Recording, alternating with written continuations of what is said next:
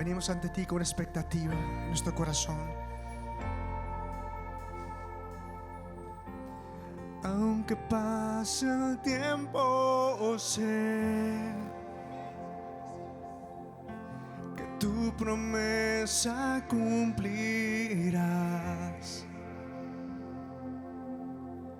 Nada en ti se perderá. Esta es mi seguridad.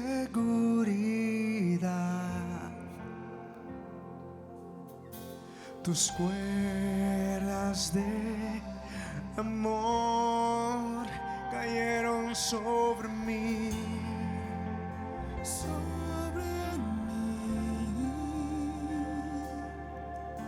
Tus cuerdas de amor cayeron sobre mí.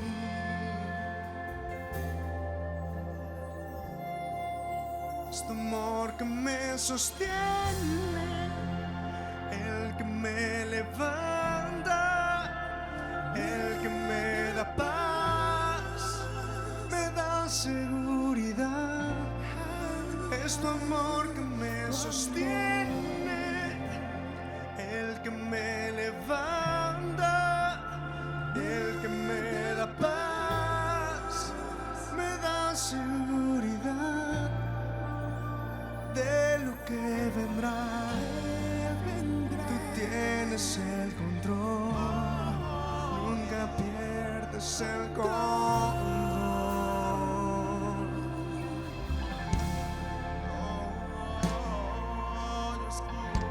Estás aquí, Señor. Podemos escuchar tu voz, Señor. Escucho el eco de tu voz resonando en mi interior. Tus palabras me sostendrán.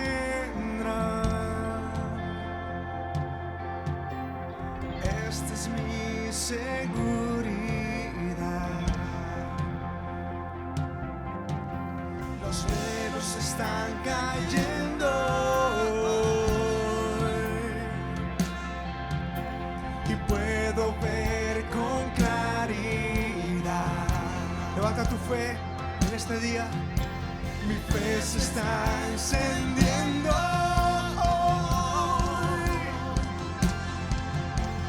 Y hoy me vuelvo a levantar.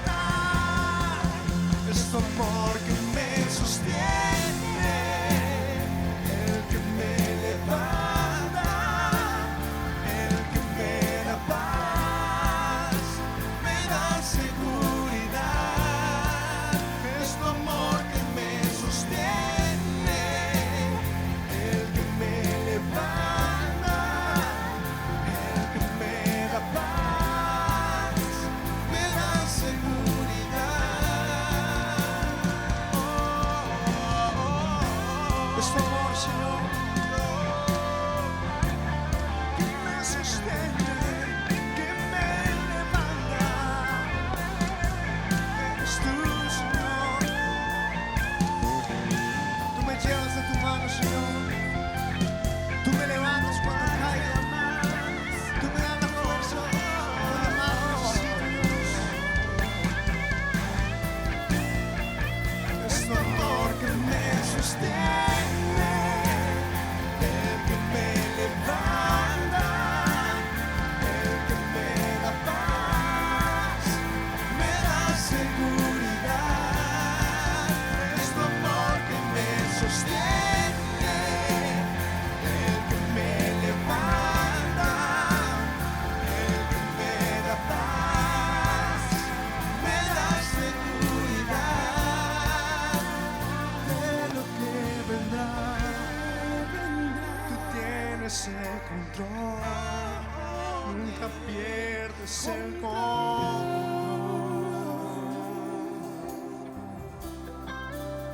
Y de lo que vendrá, tú tienes el control, nunca pierdes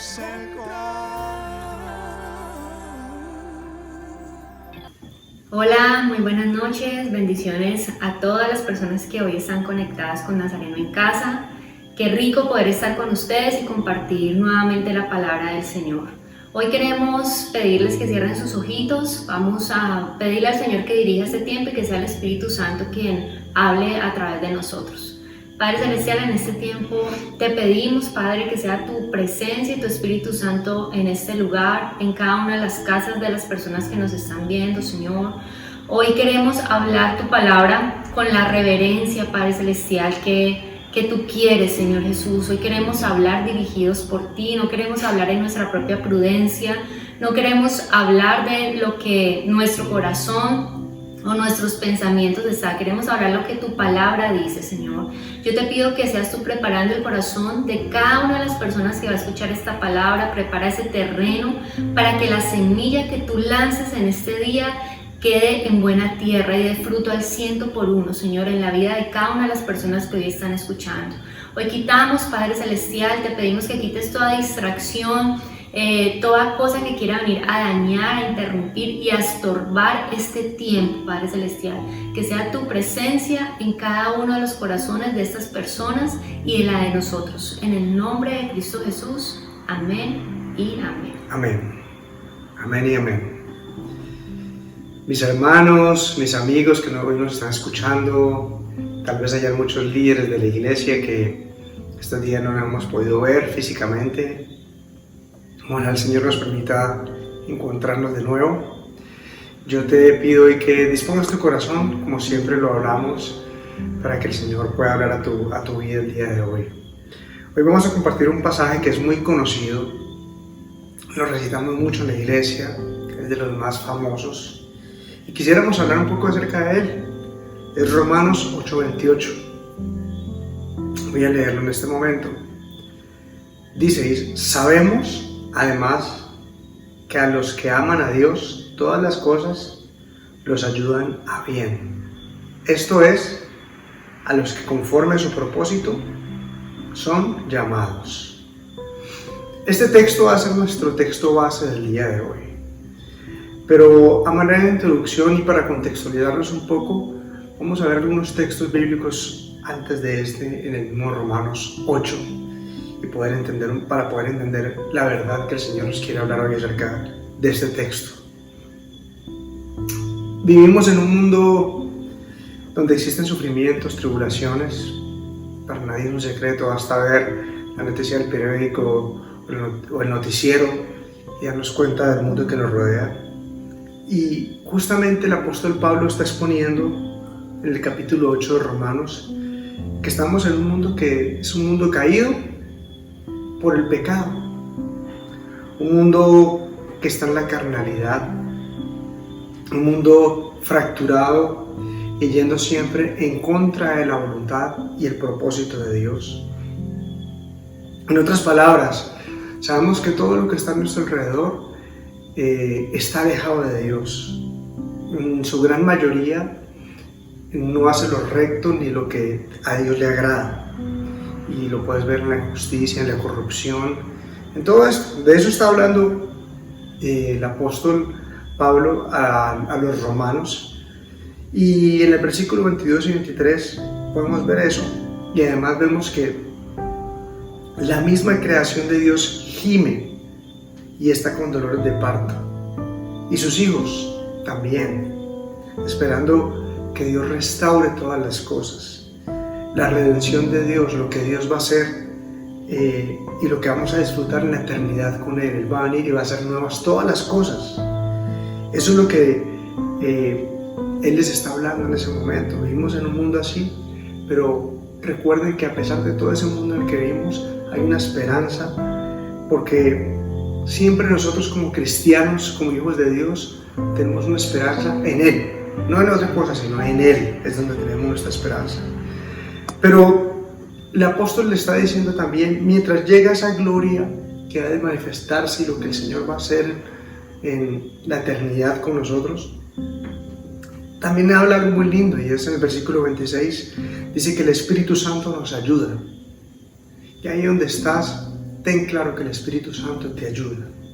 ¿En qué nos ayuda? Pues a vivir estas dificultades, estos momentos duros del mundo presente, del mundo caído en el que vivimos. Aun cuando no entendamos, dice que el Espíritu Santo intercede por nosotros con gemidos indecibles. Aun cuando no entendamos que falta, que están pasando cosas que no entendemos en la salud, en la economía, en todo esto, el Espíritu Santo nos ayuda y además intercede por nosotros. Entonces, en otras palabras, yo quiero que pongamos mucha atención, porque aquí es donde está el meollo del asunto del texto que vamos a estudiar el día de hoy. En el versículo 28, que es nuestro tema de hoy. Para el que cree en Dios, el que cree en su palabra, el que le sigue, el que vive en el Espíritu, porque comenzando este capítulo habla viviendo en el Espíritu, el que vive en el Espíritu y no en la carne. Los que son adoptados, también habla el capítulo, los que pueden clamar Abba Padre.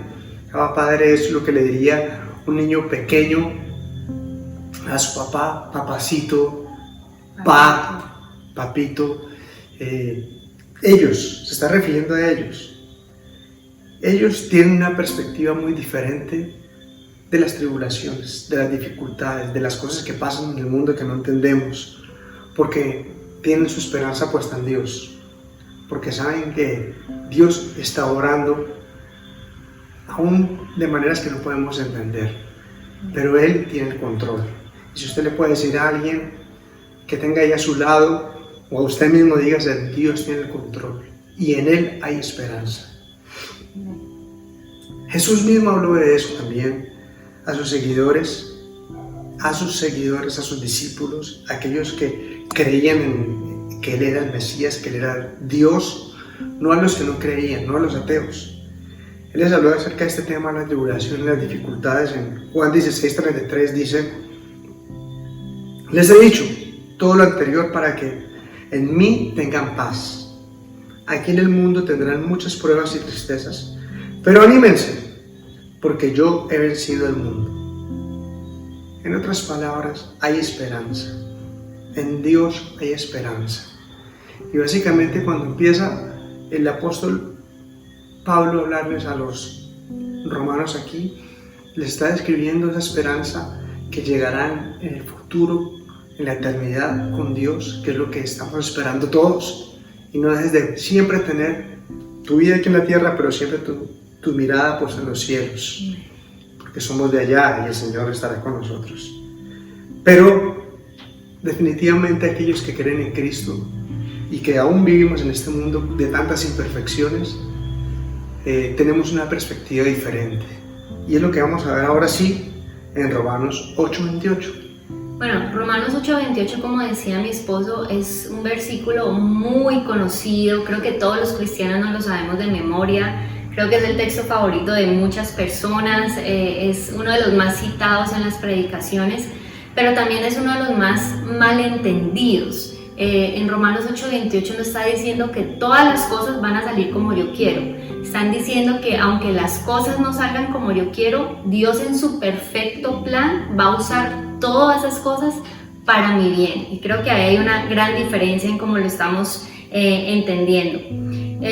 Dios no prometió, como Debbie estaba hablando ahorita en Juan, Dios no prometió que no íbamos a vivir sufrimiento. Él prometió que a pesar del sufrimiento que podríamos vivir aquí en la tierra, Él iba a estar con nosotros y no nos iba a dejar solos. Por eso es que hoy queremos coger este texto y poderlo desglosar para que le saquemos o profundicemos exactamente cada palabra de la que Pablo quiso mencionar aquí en Romanos 8:28. Y la primera palabra con la que empieza Romanos 8:28 es sabemos. Y sabemos no es una probabilidad, no es un tal vez, no es un quizás. Sabemos, es una certeza. Cuando Pablo le estaba hablando a ese grupo de cristianos, cuando estaba en Roma, él dijo, sabemos, como si todos los que estuvieran allí estaban compartiendo esa misma certeza y esa misma realidad con él. Y cuando Pablo está hablando de sabemos, implica una verdad que consiste en dos cosas. Primero, en que Dios está bajo control absoluto de nuestro universo y que Dios nos ama. Pablo, al decir sabemos, les está diciendo a ellos, ustedes ya saben de antemano que Dios tiene el control de todo y que Dios nos ama. Es interesante pensar si nosotros también sabemos con esa convicción como Pablo lo está diciendo. A veces como cristianos nos olvidamos de eso, nos olvidamos de que Dios tiene el control a pesar de las cosas que están sucediendo y que Dios nos ama a pesar de no ver las cosas que queremos contestadas inmediatamente. Tenemos que tener en cuenta que tenemos un diseñador en nuestra vida, que sabe qué va a pasar, que sabe por qué está haciendo las cosas presentes. Nosotros no tenemos la capacidad de ver las cosas futuras, pero Dios sí. Él sabe por qué tiene que mover una ficha en el hoy para que tu presente cumpla el propósito que Él tiene para tu vida.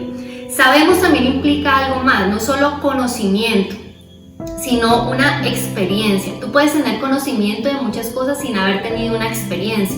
Por ejemplo, tú puedes haber leído, haber visto videos del mar, pero nunca haber estado en el mar y no saber o haber experimentado qué es estar en el mar. Son dos cosas muy diferentes.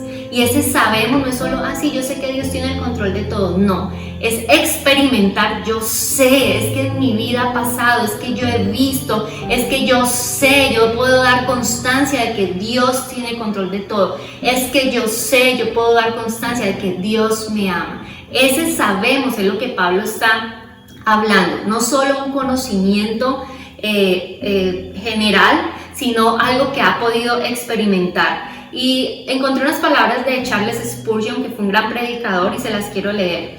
Y él dice: no necesito que nadie me diga qué sabor tiene la miel, lo conozco por mí mismo. Y le digo a usted que yo sé que Dios me ama, no necesito que alguien me lo pruebe, lo sé por experiencia propia. Él estaba hablando aquí a alguien y le da este ejemplo que me pareció muy claro para lo que estamos hablando hoy. Yo no necesito que me digan a qué sabe la miel porque yo lo he experimentado, yo sé. Y le dice él a esa persona, no me diga que si yo sé que es amar a Dios porque es que yo lo he experimentado. Ese es el sabemos al que Romanos 8:28 está hablando, al que Pablo se está refiriendo. Ahora te digo a ti, ¿qué sabes tú? Cuando tú sabes algo de la palabra se debe convertir en una convicción, en algo que es tu base para tu fe cristiana. ¿Qué conocimientos tienes? Sé que mucho, pero la pregunta es ¿qué sabes? ¿Qué convicciones de la palabra hay en tu vida hoy? ¿Qué palabra tú dices? Es que yo la sé, yo la creo, porque de eso depende que todo lo que el Señor va a construir en tu vida tenga una base firme. Los pensamientos pueden cambiar, pero las convicciones son las que se quedan firmes. Así que ese sabemos es lo que el Señor nos está hablando por medio de las palabras de Pablo en este día. Eso tiene que ver con conocer a Dios, conocer de Dios o conocer a Dios, que es muy diferente. Conocer de Dios, pues el que va a la iglesia, el que escucha la prédica. De hecho, en el colegio le hablaron de religión en algún momento y por cultura general usted conoce de Dios, pero conocer a Dios implica más intimidad, implica más que teoría, como Marcela estaba diciendo.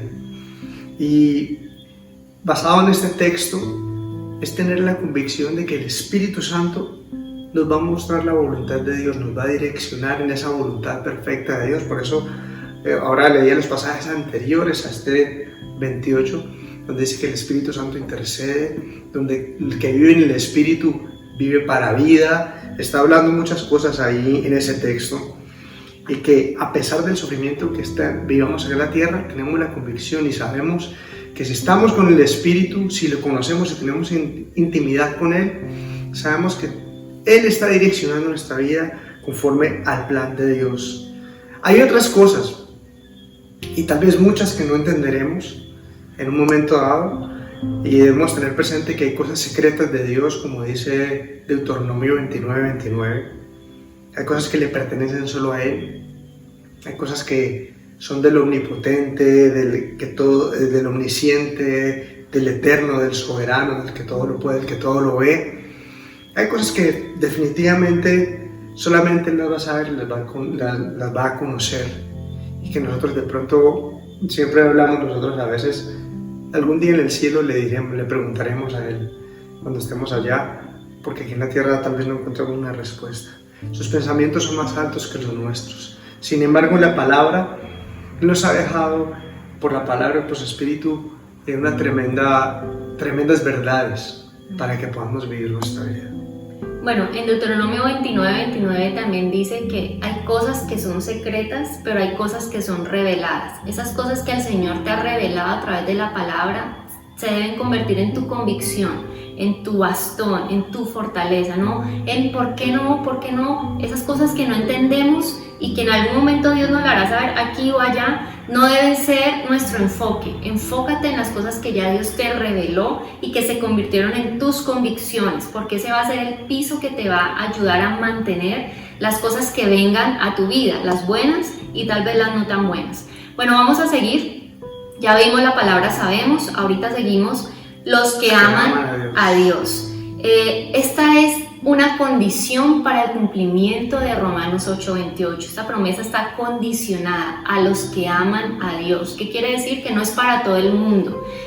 Una cosa es la creación, las criaturas de Dios, que es el ser humano, y otra cosa, es los hijos de Dios. Los hijos de Dios son los que aman a Dios. Entonces esta promesa no es para todo el mundo, no es para la raza humana, es para los que aman a Dios, para los hijos de Dios. Esta frase se debe convertir en la cédula de ciudadanía o la identificación del creyente. Así como en este momento estamos yendo al supermercado y lo primero que nos piden es la identificación para saber si podemos o no comprar, asimismo esta frase debería ser esa presentación, esa cédula que nosotros colocamos cuando tú eres cristiano. Sí, es que yo amo a Dios. Debe ser lo que muestra mi carácter. El carácter de cristiano se demuestra en cuanto yo amo a Dios. ¿Y cómo sabemos si amamos a Dios? Bueno, esto es un tema muy grande, pero podremos decir por el fruto, por el comportamiento, por la fidelidad, por la confianza que depositamos en Él.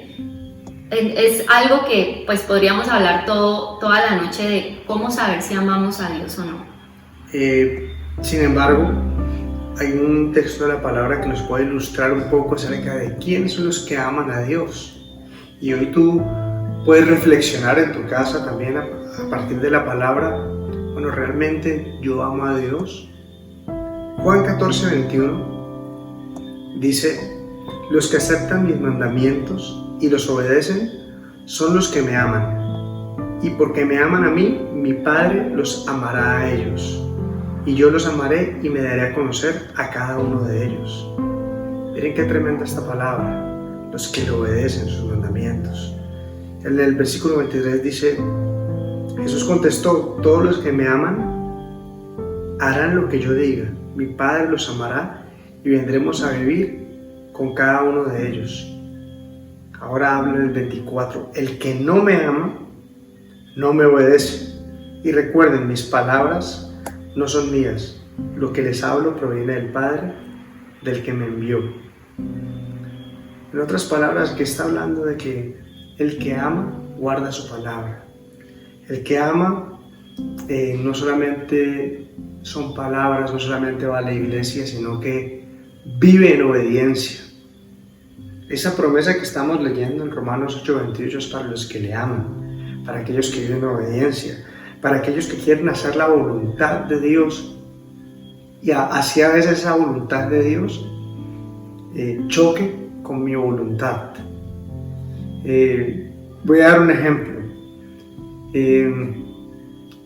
Nosotros tenemos niños pequeños y de pronto un día uno de mis niños dice: yo quiero un dulce, sí, porque sí, papá, porque sí, yo quiero un dulce y lo quiero ya.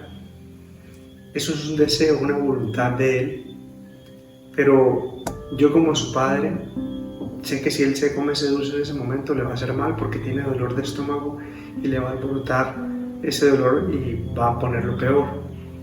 Esa es mi voluntad, es cuidarlo, así no tenga ahora el dulce. Tal vez más mañana o la otra semana va a comer el dulce, pero en este momento no.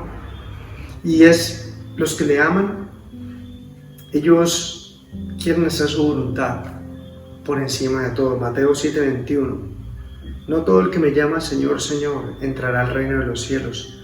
Solo entrarán aquellos que verdaderamente hacen la voluntad de mi Padre que está en el cielo. hacer la voluntad de su Padre, el que está en el cielo. Ese es un amor sincero, un amor profundo, un amor no por lo que Él me da o por lo que Él pueda hacer por mí, sino un amor que va mucho más allá, por lo que Él es, por lo que Él hace también, pero es un amor que supera por encima de mi voluntad, que va muy por encima de eso, así a veces yo no lo entiendo. Esos son los que le amo. Y algo importante acá es que, porque hay muchas personas que pueden pensar, no, pero si no soy perfecto, entonces este texto no va a ser para mí, o esta promesa no va a ser para mí. No está diciendo los que son perfectos, sino los que aman a Dios. Sabemos que en nuestra imperfección está nuestra humanidad, pero una cosa es un pecado reiterativo, que lleves mucho tiempo en el mismo pecado constantemente, y otra cosa son pecados que están, que tú te arrepientes y como le dijo Jesús a esta mujer, arrepiéntete y no peques más. Es muy diferente. Estamos hablando no de una perfección, sino de los que aman a Dios, los que amamos a Dios, queremos siempre mejorar y tratar de agradarle siempre a Él. Bueno, la siguiente frase son todas las cosas. Yo quiero que note que dice... vamos viendo el versículo, perdón, ¿no? Tranquilo. Sí, y sabemos que los que aman a Dios, por ahí vamos.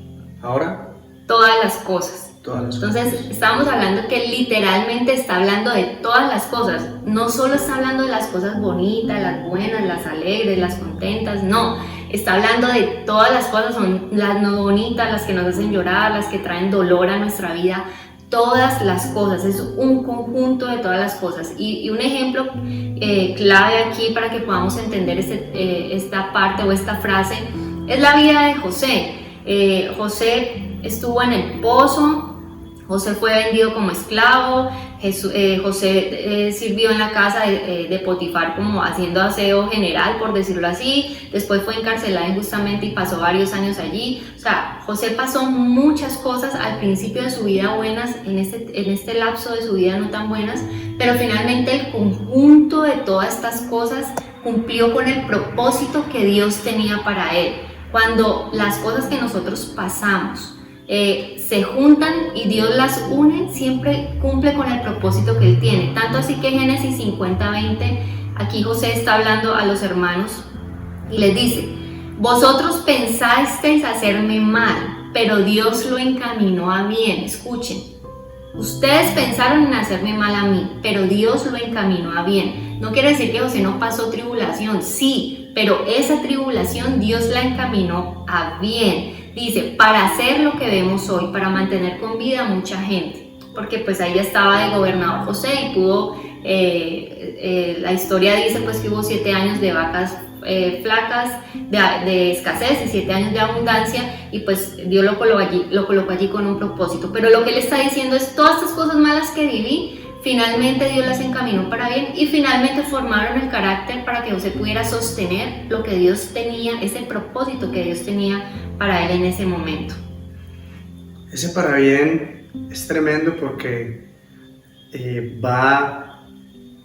tiene una connotación muy profunda de los propósitos de Dios. Mira, vemos la vida de José, como Dios tenía un plan, un propósito, y obró para bien, no para el bien de José específicamente, sino para lo que Dios quería hacer a través de José, para bendecir a su familia, para bendecir al pueblo, para salvar de hambruna a muchos.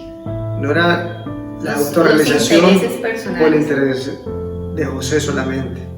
Miren que también podríamos decir que Dios también usó la persecución de los cristianos en Jerusalén bajo el Imperio Romano e hizo que ellos llegaran a todas partes de ese mundo conocido en esa época, y fueron perseguidos, algunos padecieron bastante tribulación y algunos murieron aún, pero Él lo usó para su plan de que pudiese ser expandido el Evangelio al mundo gentil, Por eso hoy recibimos la palabra de Dios por muchos mártires, por muchos que en algún momento sufrieron, pero que tenían la firme convicción de que Dios tenía el control, de que Dios los iba a premiar, de que Dios iba a estar con ellos, y si el premio llegaba acá o llegaba allá, el premio iba a llegar. La mano de Dios iba a estar con ellos, la esperanza estaba en Jesús. Dios obra sus propósitos incluso por medio de la dificultad. Por eso cuando usted pase una prueba, cuando usted pase alguna dificultad en este mundo que ya estábamos hablando, que este mundo es un mundo caído, un mundo que tiene muchas imperfecciones, siempre pregúntale al Señor, te recomiendo como consejo, Dios, ¿qué me estás enseñando? ¿Qué me quieres enseñar a partir de todo esto? Si tú le amas, en vez de uno desesperarse, en vez de uno en algún momento afanarse o enfocarse solo en el problema, deberíamos preguntarle a Dios, Dios, ¿qué quieres hacer a través de esto? Miren, nosotros conocemos a alguien, lo conocimos en persona durante varios años y pudimos compartir con él, pudimos viajar a varias ciudades de Perú también con él, lo trajimos acá a Cali 2 veces. El joven australiano llamado Nick Vujicic, usted tal vez lo ha escuchado de él, el hombre sin brazos y sin piernas. Imagínese su niñez, imagínese todo el testimonio que él cuenta, que aún intentó suicidarse, no sé cómo lo podría hacer sin brazos y sin piernas, toda una vida de sufrimiento, toda una vida de tantas cosas, pero usted sabe los millones y millones de personas que él ha impactado, mostrando lo que Dios puede hacer en una vida, lo que en Dios somos completos, así no tengan brazos ni piernas. Él nos ha dado todo lo necesario para vivir, la inspiración que Él ha sido para tantos. Entonces, todo ayuda para bien. Dios tiene un plan, y eso es algo que tú debes saber siempre en medio de todas las dificultades. En medio de esta pandemia, Dios tiene un plan, Dios tiene el control. También es bueno que tengamos en cuenta que nuestra vida no es el resultado de sucesos aislados, sino que todo, cuando estamos bajo la cobertura de Dios, Él utiliza cada hecho para hacernos bien, para que sea un bien para nosotros. Y aquí va la siguiente frase, que les ayuda para bien. Entonces sabemos que a los que aman a Dios todas las cosas les ayudan para bien. Y hay un ejemplo que es como, de pronto va a ser muy fácil, no sé, pero pues, o muy bobo por decirlo así, pero sé que los van a hacer entender lo que les quiero decir. Cuando uno va a hacer un pastel o una torta, uno utiliza huevos, uno utiliza harina, uno utiliza mantequilla, y utiliza varios ingredientes. Si usted se come por sí solo el ingrediente, un huevo crudo, pues sabe horrible, la harina cruda sabe horrible, la mantequilla es más pasable, pero todos los ingredientes por sí solos no son gustosos, no saben bueno. Pero cuando todos esos ingredientes se revuelven, cuando usted lo mete en el horno y cuando usted ve que sale un pastel, usted se lo come y sabe delicioso.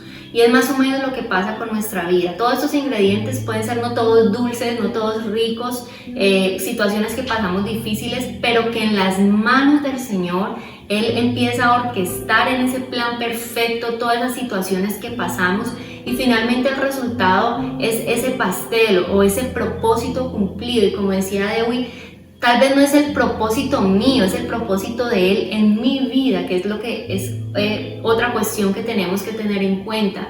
El propósito de Dios en mi vida, ese es el plan perfecto. Tal vez los propósitos míos independientes sin Dios no son los planes que Dios tiene para mí. Por eso es que debemos estar en la oración, por eso es que debemos pedirle a Él la sabiduría y que nos revele sus planes en nuestra vida para que podamos cumplir ese propósito. A veces vivimos tan frustrados porque no vemos que mis propósitos en mi humanidad se cumplan, y tal vez es porque Dios tiene unos propósitos para ti, tal vez un poco diferentes a los que tú tienes, pero sabemos que los propósitos de Él siempre van a ser lo mejor para nosotros, y es como un tiempo que necesitamos pedirle al Señor. Jeremías 29:11 también es un texto muy conocido que dice: los planes que tengo para ustedes son planes para prosperarlos y no para hacerles daño, planes para darles una esperanza y un futuro. También es un texto que cogemos mucho y lo repetimos, pero realmente Jeremías le está hablando al pueblo de Israel que está cautivo en Babilonia. Y habían unos profetas falsos que le estaban diciendo a este pueblo que rápido iban a salir de allí, de ese sufrimiento. Pero Jeremías viene y les dice, no, ustedes van a tener que pasar 70 años aquí en el cautiverio. Pero tranquilo que Dios les manda a decir esto. Los planes que yo tengo para ustedes, aunque están en cautiverio en ese momento, aunque están en Babilonia, son mejores, son de paz, de amor, no para hacerles daño. ¿Qué les está diciendo Dios a través de Jeremías acá? Aunque están en cautiverio en este momento, tranquilos, que eso hace parte del plan perfecto que yo tengo, porque mis planes son mejores que los de ustedes, porque yo sé por qué están pasando esto, para que ustedes puedan tener lo que yo quiero con ustedes más adelante. Pero si ustedes leen Jeremías 29, los versículos anteriores, también Jeremías le dice al pueblo, Dios le dice al pueblo a través de Jeremías, pero saben que van a estar acá, pero cásense, tengan hijos y fructifíquense, porque yo los voy a multiplicar aquí en esta tierra de la aflicción. Independientemente de la situación, Dios da una promesa de que Él está con nosotros, de que Él cuida de nosotros y que Él tiene un propósito con lo que nosotros estamos viviendo. Nuestra vida no está al azar, nuestra vida no es que Dios no sabe ni qué me está pasando, no. A los que aman a Dios y nosotros lo amamos, estamos siendo obedientes, estamos queriendo que Él nos guíe, les aseguro, mis hermanos, que los planes que Él tiene para nosotros son de bendición y va a ser para un bien, para cumplir su propósito en nosotros. Muy bien, yo creo que el mejor ejemplo de esto es Jesús, ¿no? Jesús, Él sufrió la cruz con el propósito de darnos salvación. Él murió en la cruz. Y Él es nuestro ejemplo. Este tema de que todo obra para bien, ese bien, lo pongo a veces entre comillas y a veces es difícil de entender, porque es el bien de lo que Dios quiere para nosotros y no necesariamente es el bien que yo quiero. A veces nosotros le pedimos a Dios algo y Dios nos contesta no con lo que esperábamos, pero nos contesta con lo que es mejor para nosotros. Y esa es la confianza que debemos tener. Nosotros tenemos una visión pequeña del mundo, de las cosas, pero debemos saber, y yo te recomiendo una vez más que dile, Señor, enséñame a caminar en tu voluntad perfecta. Aunque nosotros tenemos libre albedrío o una voluntad permisiva del hombre, el hombre también toma decisiones a veces incorrectas. Digámosle al Señor, yo no quiero salirme de tu voluntad y de tu plan. Ayúdame a seguir andando ahí, Señor. Ayúdame a andar y a caminar, porque sé que es para bien. Y mire que en este texto, cuando Él está diciendo para bien, debemos entender que la realización de esta promesa, que todo obra para bien, no solamente es para el presente, sino para lo que vendrá, para el futuro. Es parte para la tierra, lo que el Señor está haciendo aquí en la tierra, pero recordemos que nuestro paso por la tierra es muy corto. Nuestra ciudadanía es celestial y creo que hay algo de esta promesa. No va a ser la plenitud de esta promesa, no va a ser aquí solamente. Pero también debemos entender que ese bien que menciona Romanos 8:28, si tú lees los versículos siguientes, te das cuenta que no está hablando de un beneficio material necesariamente, no está hablando necesariamente de mejor salud, de un mejor carro, de todo esto, aunque eso es lindo y podemos pedirlo, el Señor dice que le pidamos lo que necesitamos. Hay que entender que el mayor bien, según este pasaje entre el versículo 29 y el 39, es que seamos como Cristo, es que tengamos la imagen de Jesús. Aún a través del sufrimiento, de las cosas buenas y malas, seamos más como Él. Porque ahí es donde vamos a tener la verdadera paz, la tranquilidad, la sanidad, el verdadero bien. Es ahí, en ser más como Él. Bueno, y la última frase de Romanos 8:28 dice: los que de acuerdo a su propósito son llamados. Yo quiero que vamos a Isaías 43:7 para saber cuál es el propósito de nosotros. Isaías 43:7 dice: traigan a todo el que me reconoce como su Dios, porque yo los he creado para mi gloria. Yo fui quien los formé. ¿Para qué fuimos creados? Para la gloria del Señor. ¿Cuál es el propósito de nosotros en la tierra? Mostrar la gloria del Señor, de maneras diferentes de acuerdo al llamado que cada uno tiene.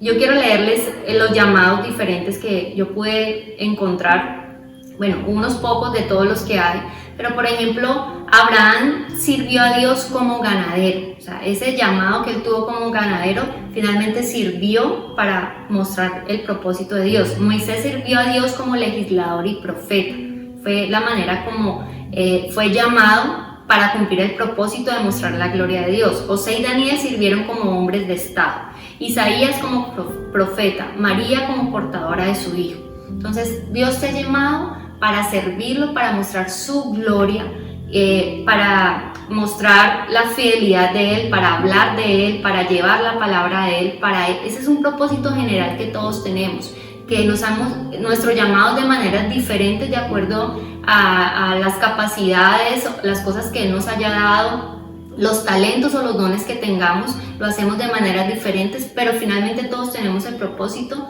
de reflejar la gloria del Señor. Entonces cuando aquí Él está diciendo que de acuerdo al propósito, los propósitos son de Dios, no es mi propósito en la tierra. Muchas personas se frustran, como hablábamos anteriormente, porque están pensando en sus propósitos en la tierra, en lo que yo quiero. Pero cuando estamos enfocados en nuestros propósitos, vamos a tener muchos problemas, aún de identidad, porque cuando tu propósito está en lo que haces y no en lo que eres, tú dejas de hacer eso y ya no sabes quién eres. Por ejemplo, si tú tienes un talento en la música y el Señor te lo ha dado, pero se te quita en algún momento no puedes volver a tocar o cantar, entonces ya no sabes quién eres, porque lo que te hacía hacer era que tú cantabas o tocabas. Y tu identidad la define quién eres en Dios, no lo que tú haces, como para que podamos entender. Salomón tuvo un problema con esto del propósito, y aunque fue tan sabio, él en Eclesiastés 1:17-18 dice: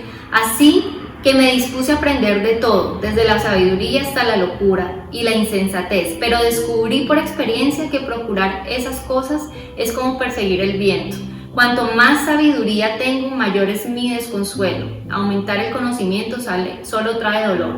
Salomón pasó toda su vida buscando su propósito en el conocimiento, y finalmente se da cuenta al final de sus días que el conocimiento no era lo que lo hacía él ser, que lo que lo hacía él ser y su identidad era en el propósito que Dios tenía con él. Por eso es necesario que oremos y que le pidamos a Dios que sean sus propósitos en mi vida, que sean sus planes en mi vida, que sea su voluntad en mi vida, porque a veces nosotros pedimos, como dice la palabra, para nuestros propios placeres, pero finalmente no es la voluntad de Dios para nuestra vida. Definitivamente el propósito verdadero se encuentra en Dios, en el Dios de toda esperanza. En Él vas a encontrar esperanza, solamente en Él. Aquí en la tierra todo nos va a fallar. La seguridad en la cual muchos se cobijaban va a fallar. Los sistemas políticos, el comunismo, el mundo creyó que llegó a la panacea con el comunismo, se cayó el comunismo, el capitalismo, la democracia y el humanismo, todos estos movimientos filosóficos donde el ser humano cree que ha encontrado la autorrealización o el fin o el propósito, todo se cae, porque nos damos cuenta que somos seres humanos con una naturaleza pecaminosa, seres humanos limitados, y que dependemos y necesitamos finalmente de un Dios. No son nuestros propósitos egoístas, es su nombre, es su gloria, es lo que Él quiere para nosotros. Y sabemos que los que aman a Dios, todas las cosas les ayudan a bien. Esto es, a los que conforme a sus propósitos han sido llamados. Si tú amas al Señor de corazón, tenlo por seguro que Él está orando para bien, aún en medio de esta pandemia, aún en medio de esta situaciones que no entendemos. Y bueno, la pandemia es una parte, porque yo sé que muchos están viviendo tal vez otras cosas también y sabemos que está orando para bien. No sé qué Dios está haciendo. Yo le preguntaba a alguien, les decía a los discípulos, ¿qué Dios te ha enseñado durante este tiempo? Pensando en estos últimos 3 meses solamente. ¿Qué Dios te ha hablado acerca de ti como padre, acerca de ti como esposo, acerca de ti como su hijo? ¿A cuántos pastores, a cuántas iglesias? ¿Qué Dios está hablando a las iglesias durante este tiempo que han estado cerradas? Debemos entender y buscar su propósito, Señor. ¿Qué es lo que tú quieres con esto que está pasando? Tal vez no lo entienda, tal vez nunca lo entenderé en un momento dado, pero cuando tú sabes que Él está al control y que Él tiene un plan, tú puedes descansar, sabiendo que tú le amas y que todo lo que está pasando va a ser para bien. Él tiene el control. Vamos a orar por esta palabra, vamos a sellar esta palabra en tu vida el día de hoy y vamos a pedirle al Señor que tome el control de nuestras vidas. Padre, hoy oramos a ti. Este es un pasaje muy lindo que nos muestra la esperanza, Señor, la gran esperanza que tenemos en ti, que nos muestra, Señor, que aquellos que vivimos en el Espíritu, que aquellos que hemos sido adoptados, que aquellos que no vivimos en la carne, no vivimos en las cosas de este mundo, sino que vivimos en tu Espíritu, Señor. Aquellos que estamos siendo formados por ti, Señor. Creemos que va a haber una restauración de todas las cosas.